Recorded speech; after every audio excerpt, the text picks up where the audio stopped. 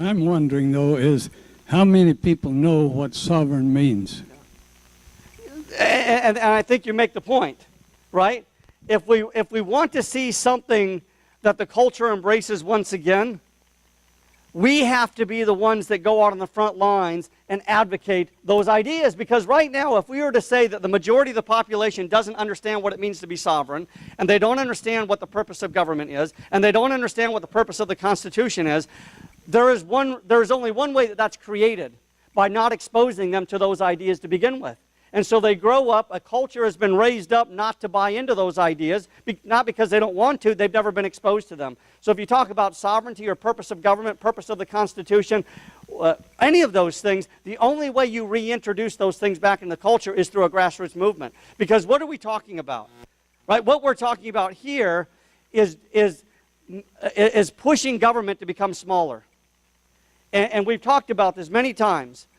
Anytime you've seen a culture that has embraced more freedom and smaller government, where has it begun? Has it begun with the government? No. You cannot point out one instance in all of history where the government says, you know what, we got it wrong, we're going to give up some of our power. That doesn't reflect human nature. Anytime a movement has been created that has brought about more freedom and smaller government, it's always started from the grassroots. Every single time. Name an instance where that did not happen.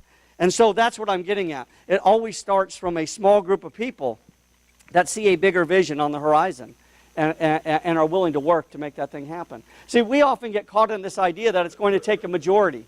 Is it going to take a majority to win back the country? No. You're talking about 5% of the population is generally what it's going to take to move a culture in one way or the other. 5%. That's all you really need. And you think, what's 5% of America today? That's 16 million people. 16 million people who understand what it means to be free, who understand why you need a ruling document, who understand what the purpose of government is, who understand what it means to live in a Republican form of government, who understand the vile nature of a democracy, right? You get 16 million people who understand that in America today, and you'll start to see this groundswell occur at a much more accelerated rate than what we're experiencing today. Sandy, and then we're coming to you. Million voters? Well, yeah. Yeah, I mean, absolutely. You're saying just people, but no. No, absolutely. 16 million. That's a lot of voters. 16 million people who are engaged. That are uninformed right now. Yes. Yeah. Okay, so how do we do it? So how do we do it? This is a fair question. Right? This is a fair question. And so let me step back for a moment. And I've talked about Zig Ziglar because I love Zig Ziglar. Because Zig Ziglar says something that I think goes directly to the issue we're dealing with today. He says you are who you are, where you are, and what you are as a direct result of what you've chosen to put into your brain. Every one of us are where we're at in life as a direct result of what we've chosen to put up here. Think about the culture. The culture is where they're at as a direct result of the ideas they've been exposed to. Right? The culture has been programmed.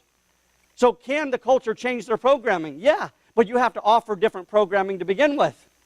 And so what I'm getting at is the solution we're talking about is not a solution that's going to take place over the course of 2, 4, 6 years. This is a generational battle that's taking place. The battle, at least that I'm fighting, that I've dedicated my life to, is the cultural battle that's going to take place over the next 20, 30 years. Right? Because I'm not interested in just a short-term solution. I'm not interested in just what's going to happen next election, although that's important. I'm interested in what's going to happen 30 years from now when my children are parents raising my grandchildren. Right? So it's a bigger battle. They both have to be fought. I'm concerned that our culture places a priority on election cycle battles as opposed to a cultural battle.